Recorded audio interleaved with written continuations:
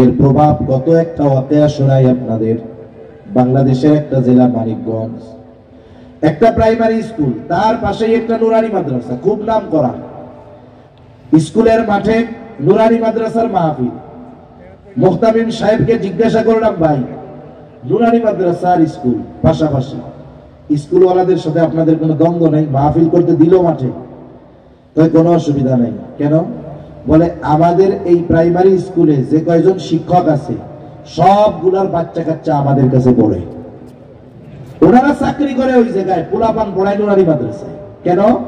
বলে ওইখানে শিখলে বাচ্চারা ভদ্র হয়, আদবওয়ালা হয়, এজন্য ওইখানে দিচ্ছে। আবার দেখেন অনেক নুরানি মাদ্রাসায় আছে ক্লাস 5 পর্যন্ত মাদ্রাসায় পড়ে, আবার স্কুল থেকে গিয়ে বৃত্তি দেয়। এখন স্কুলের সাথে বৃত্তি দিলে লাভ কি? এই বাচ্চাগুলো যখন স্কুল থেকে গিয়ে পিএসসি দিল, বৃত্তি পরীক্ষা দিল, ওই স্কুলওয়ালারা পরে বলে আমার স্কুল থেকে 50 জন এ প্লাস পাইছে। উনি তো ওনার স্কুল নিয়ে গর্ব করে, খোঁজ নিয়ে দেখা যাবে যে 50 জন এ প্লাস পাইছে সবগুলো পাশের নুরানি মাদ্রাসার ছাত্র। এজন্য গত বছর আমরা দেখেছিলাম ওই যে ইসকন সমর্থিত যেই শিক্ষামন্ত্রী ছিলেন, উনি বলতেছিলেন, ওনার দোসররা বলতেছিলেন যে নুরানি মাদ্রাসার উপরে তদারকি করা দরকার, নজরদারি দেওয়া দরকার। কেন? কয় নুরানি মাদ্রাসায় ছাত্র ভর্তি ভরপুর হয়ে যাচ্ছে আর আমাদের প্রাইমারি স্কুলগুলো খালি হয়ে যাচ্ছে। আরে মিয়া, তোমার প্রাইমারি স্কুলে বিল্ডিং আছে, শিক্ষকদের মোটা অঙ্কের বেতন দাও, আবার কত জায়গায় আছে দুপুরবেলা খাবার দাও, এত সুযোগ সুবিধা দেওয়ার পরেও তোমাদের স্কুল খালি কেন? উচিত তো ছিল শিক্ষকদের জবাব দিয়ে তার কাঠ গড়ায় দাঁড়া করানো। এত ফ্যাসিলিটি দেওয়ার পরেও ওই ভাঙ্গা ঘরের মধ্যে গিয়া পোলাপান বেতন দিয়া মা বাপ ভর্তি করে, আর প্রাইমারি স্কুলে ফ্রি পড়ানো হয়, শিক্ষকদের বেতন দেওয়া হয়, দুপুরে খাবার দেওয়া হয়, এরপরেও কেন বাচ্চারা স্কুল ছেড়ে ওই ভাঙ্গা ঘর মাদ্রাসায় ভর্তি হইতেছে? এর জবাবদিহিতা চাওয়ার দরকার ছিল কাদের কাছে? শিক্ষকদের কাছে।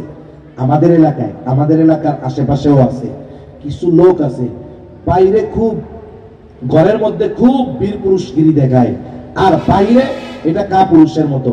এখন বাইরে একজনের সাথে তার দ্বন্দ্ব লাগছে, মেজাজ খারাপ, তোর দ্বন্দ্ব যার সাথে লাগছে তুই রাগ হবি তার উপরে, ও বাহির থেকে মায়ের খাইয়া আইসা ঘরের মধ্যে এসে বউ পিটায়।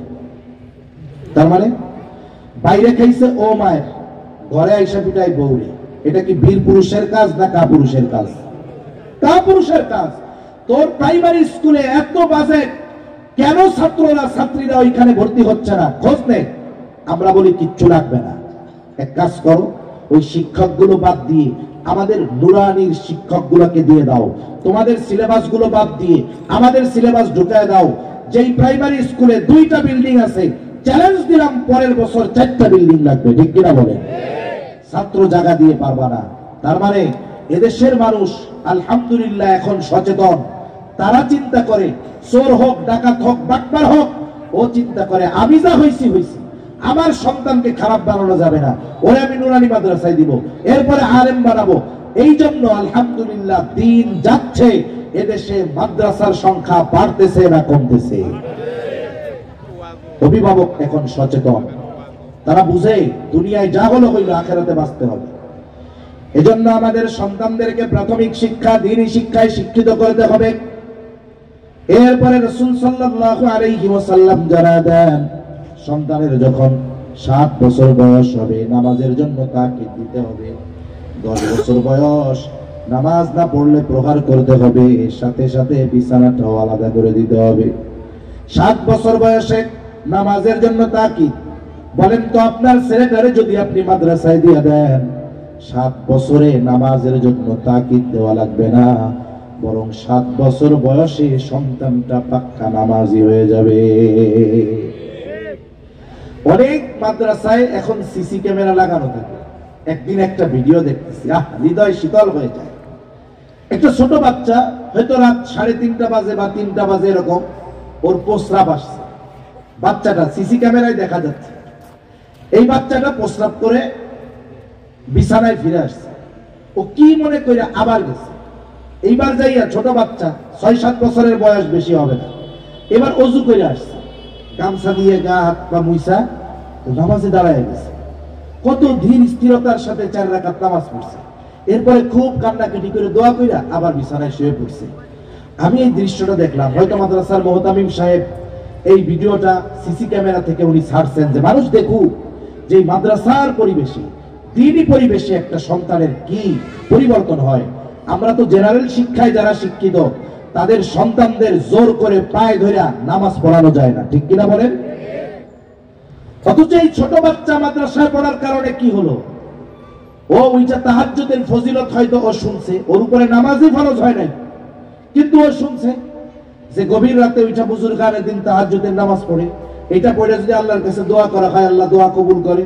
হয়তো এই চিন্তা থেকে ও প্রথমে প্রস্রাব করে চলে আইসা চিন্তা করছে যেহেতু উঠাই গেছি একটু তাহাজ্জুদ তো পড়া যায়। ওই বাচ্চা যাইয়া ওযু কইরা তাহাজ্জুদ পড়ে দোয়া আল্লাহর কাছে করছে, নিজের জন্যও হয়তো করছে, মা বাবার জন্যও হয়তো করছে। বলেন তো এই দৃশ্যটা ওই সন্তানের মা বাবা যদি দেখে, এর চাইতে আনন্দ আর প্রশান্তির কোন দৃশ্য কোন মা বাবার জন্য হতে পারে না। এই জন্য সন্তানদের দিন শেখানোর দরকার। একটা সন্তান যদি দিনদার হয়, মালদার যদি নাও হয়, বলে এই সন্তান কখনো তার মা বাবাকে বোঝা মনে করবে না। আজকে আমাদের দেশে সময়ের সাথে সাথে বৃদ্ধাশ্রম বাড়তেছে। কয়েকদিন আগে একেবারে প্রত্যন্ত অঞ্চলে গেছি, গাড়ি ঠিক মতো যায় না, ওই জায়গায় গিয়েও দেখি লেখা বৃদ্ধাশ্রম। এই যে দিন যাচ্ছে বৃদ্ধাশ্রম বাড়তেছে, যদি খোঁজ দেন ওই বৃদ্ধাশ্রমে আপনি গিয়ে কোনো হুজুরের মা বাবা পাবেন না। হুজুররা কয় টাকা বেতন পায়, যে কয় টাকাই বেতন পাক তারা মা বাবাকে বোঝা মনে করে না। পাবেন কাদের? দেখবেন সন্তান ইউরোপে, আমেরিকায়, সুইজারল্যান্ডে, নরওয়েতে কোটি কোটি টাকার মালিক, ঢাকা শহরে 10-12টা বাড়ি আছে। এই রকম অধিকাংশ সন্তানের মা বাবাকে গিয়ে আপনারা বৃদ্ধাশ্রমে পাবেন। এরকম অনেক বাবার সাথে আমার কথা হয়েছে, আফসোস করে আইসা বলে যে আপনি আমার সন্তানের বয়সী, একটা অনুরোধ করি, আমাকে আল্লাহ কোনো কিছুর কমতি দিয়েছিলেন না, আমি আমার জীবনের সর্বস্ব ব্যয় করে আমার 3টা ছেলের মানুষ বানাইছি। মানুষ বানাইছে বলতে কি বুঝছে? বলে একজন আমার ইঞ্জিনিয়ার, আরেকজন ডাক্তার, আরেকজন বড় এক গবেষক, বিদেশে এসে সেটেল। বলে হুজুর আফসোস, যাদের জন্য সবকিছু ব্যয় করলাম আজকে তাদের ঘরে আমি সবচাইতে বোঝার মতো। আমারে তারা খোঁজ খবর নেয় না, খাবারের টাকা দেয় না, ঠিক মতো ওষুধ কিনে দেয় না। তখন আমার বলতে মন চায় সবকিছুই বানাইছেন কিন্তু মুসলমান বানাইতে পারেন না, এই ব্যর্থতা আপনার। এজন্য আমরা যদি বার্ধক্যকালে বৃদ্ধাশ্রমের বাসিন্দা না হতে চাই, সন্তানদের দিন শেখানোর দরকার আছে না নাই? এরপরে সন্তান যখন আর একটু বড় হবে, প্রাপ্তবয়স্ক হয়ে যাবে, বিবাহ উপযুক্ত হয়ে যাবে, ছেলে হোক আর মেয়ে হোক, উভয়কে বিবাহ দেওয়ার দায়িত্ব হলো অভিভাবকের। মেয়েকে যেমন বিবাহ দেওয়ার দায়িত্ব অভিভাবকের, অনুরূপ ভাবে ছেলে সন্তানকেও বিবাহ দেওয়ার দায়িত্ব অভিভাবকের। আল্লাহ তাআলা কোরআনুল কারীমের মধ্যে জানায় দেন, ওয়ানকিহুল আয়ামা মিনকুম ওয়াস-সালিহিনা মিন ইবাদিকুম ওয়া ইমাইকুম ইয়াকুনু ফুকারা ইউগনিহিমুল্লাহ। আল্লাহ রাব্বুল আলামিন বলেন, ওয়ানকিহুল আয়ামা মিনকুম ওয়াস-সালিহিনা মিন ইবাদিকুম ওয়া ইমাইকুম ইয়াকুনু ফুকারা ইউগনিহিমুল্লাহ। তোমার অধীনস্থ যারা বিবাহ উপযুক্ত আছে, হোক দাস দাসী, বিবাহ উপযুক্ত যারা আছে তাদের বিবাহ দিয়ে দাও। তাহলে কি হবে? আল্লাহ তাআলা বলেন, ইয়াকুনু ফুকারা ইউগনিহিমুল্লাহ। ছেলেদেরকে বিবাহ দেওয়ার ক্ষেত্রে বাপ চিন্তা করে বিয়ে কইরা খাওয়াইব কি, আর আল্লাহ তাআলা বলেন বিবাহ দিয়ে দাও, তারা যদি দরিদ্র হয় তাদের ধনী বানায় দিবে কে? বুজুর্গানে দিন বলেন যেখানে তো শর্ত আছে। কি শর্ত? বলে বিবাহটা হতে হবে সুন্নাত তরিকায়, গুনাহমুক্ত। বিবাহ কিভাবে হবে? সুন্নাত তরিকায়, গুনাহমুক্ত। আবার একেবারে বিশাল খরচ করে অপচয় করে বিবাহ দেওয়া যাবে না। সিলেট এবং চট্টগ্রাম এই 2 জেলায়, এই 2 বিভাগে যেমন উলামা ইকরাম বেশি, দিনদার যেমন বেশি, এই 2 বিভাগে বিভাগের ক্ষেত্রে সবচাইতে অপচয় বেশি। রাগ হইতেছেন নাকি? আমি কি মিথ্যা কথা বলছি? এটাই বাস্তব। আমি আগে একজন ড্রাইভার সাহেব নিয়ে চলতাম মাঝে মধ্যে সিলেটে, উনি গাড়ি চালান, ওনার চুল ডুল ভেঙে গেছে। আমি তো ভাই বিয়া করেন না, তো হুজুর বিয়া কেমনে করবো, আমার দুইটা বোন এখনো বিয়া দিতে বাকি, দিয়া দেন, বিয়া দিয়া দেন। না হুজুর টাকা পয়সা লাগবো তো। বলে কত খরচ হবে? বলে আমার বিবাহে সবচেয়ে কম খরচে যদি বিবাহ দেই, আমার দুই বোন বিবাহ দিতে মিনিমাম 20 লাখ টাকা খরচ হইব। তা আমি তারে বলি, রে ভাই 20 লাখ হইলে আমাকে এলাকায় 25 জনের বিয়ে দেওয়া যাবে, আর আপনার দুই বোন বিবাহ দিতে 10 লাখ। আর যারা একটু আধুনিক এরা কত খরচ করে? সিলেট আর চট্টগ্রামে ফাঁকা জায়গায় বিশাল বিশাল আলিশান কমিউনিটি সেন্টার, এক একটা কমিউনিটি সেন্টারে লক্ষ লক্ষ টাকা ভাড়া দিয়ে বিবাহ অনুষ্ঠান হইতেছে। কত অপচয় হচ্ছে।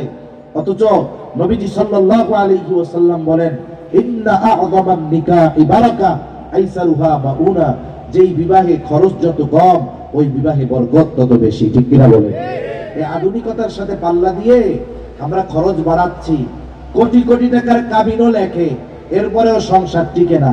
কিন্তু অনেক মুরব্বী আছে, জিজ্ঞাসা করবেন, 60 বছর ধরে সংসার করতেছে, দাঁত পড়ে গেছে, চামড়া ঘুচায় গেছে, অল্প কয় টাকা দেন মোহর লেখছিল, শোধ করে দিছে নগদে, কিন্তু সময়ের সাথে সাথে বয়স বেড়েছে, বৃদ্ধ হয়েছে, দাঁত পড়েছে, কিন্তু ওনাদের মধ্যে মহব্বত ভালোবাসা কমে নাই। ঠিক কিনা বলে? কেন? বলে আল্লাহ তাআলা ওই বিবাহের মধ্যে রহমত দিয়েছেন, বরকত দিয়েছেন। এজন্য আমাদের অধীনস্থ যারা আছে বিবাহ উপযুক্ত, এদের বিবাহের ব্যবস্থা করা দরকার। পিতা মেয়ের বিবাহের ব্যাপারে যতটা গুরুত্ব দেয়, ছেলের বিবাহের ব্যাপারে ততটা গুরুত্ব দেয় না। অথচ মেয়ের বিবাহ যেমন দেওয়া জরুরি, ছেলেও যদি বিবাহ উপযুক্ত হয়, ছেলের বিবাহের ব্যবস্থাও করা ততটা অভিভাবকের জন্য জরুরি। কিন্তু ছেলের ক্ষেত্রে কি করবে? আমাদের দেশে করে আর কি অনেক এরকম, মেয়ে হইছে, যেদিন মেয়ে হয় ওই দিন অথবা কাছাকাছি সময় মেয়ের জন্য 10টা গাছ লাগায়। ফাঁকা জায়গা গাছ লাগাইছে, মেহগুনি গাছ, কাঠের গাছ, লম্বা হয়েছে, 16 বছর 17 বছর 18 বছর পর এক একটা গাছ 10 টাকা দিয়ে কিনছিল, এখন দাম এক একটা 1.5 লাখ 2 লাখ টাকা। মেয়ের বিবাহের সময় গাছ 10টা বিক্রি করে 15 লাখ টাকা হয়ে গেছে। এইবার মেয়েরে বলে, তুমি যেদিন দুনিয়া আসছো এর পরপরই আমি এই 10টা গাছ তোমার জন্য লাগাইছিলাম, চিন্তা করছিলাম মেয়ে আমার বড় হইলে বিবাহ দিতে হবে, যেন কোনো কষ্ট না হয়, এই জন্য 10টা গাছ বেচা এই যে সব বিবাহের খরচ বহন হবে, তোমারে আরো আমি এত এত জিনিস দিয়া দিব, তোমার কোনো টেনশন নাই। কেন? ছেলে যেই দিন জন্ম নিচ্ছে ওই দিন চিন্তা করা গেছিল না, এই পোলার তো বয়স হইলে বিয়া দিতে হইব, ওর লেগে 10টা গাছ লাগাই দিতেন। এবার বিবাহ উপযুক্ত হয়ে গেছে ছেলে, পিতা ছেলেকে ডেকে বলবে, এই 10টা গাছ তোমার জন্য লাগাইছিলাম, এটা বিক্রয় করো 15 লাখ টাকা। এই যে তুমি বিবাহ উপযুক্ত, কারণ তুমি যদি এখন বিবাহ না দেওয়ার কারণে কোনো অন্যায়ের সাথে জড়িত হও, তাহলে আমাকে ওই গুনার ভাগ নিতে হবে, ওই গুনার বোঝা নিতে হবে। আমি তোমার পাপের বোঝা নিতে চাই না, আমার দায়িত্ব ছিল বিবাহ দেওয়ার, আমি তোমার জন্য টাকার ব্যবস্থা করছি, যে গাছ বেচা তুমি বিয়া করবা, ব্যবসা করবা, ফ্যামিলি চালাইবা, নাও, আমার কোনো জিম্মাদারি নেই। কিন্তু এটা তো করেন না। এটা না করার কারণে তো ছেলেরে ঠকাইতেছেন। এখন ছেলে যদি বিয়া করতে চায়, প্রাপ্তবয়স্ক হয়েছে, গুনার থেকে বাঁচতে চায়, এবার ফ্যামিলি বলে, এত তাড়াতাড়ি কিল্লাই বিয়া করবি, আরো পরে কর, কাম কাজ কর, চাকরি বাকরি ধরো, ব্যবসা বাণিজ্য করো।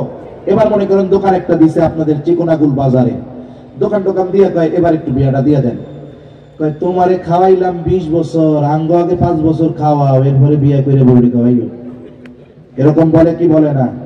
এই ভুক্তভোগী অধিকাংশ বিবাহ উপযুক্ত যুবকেরা।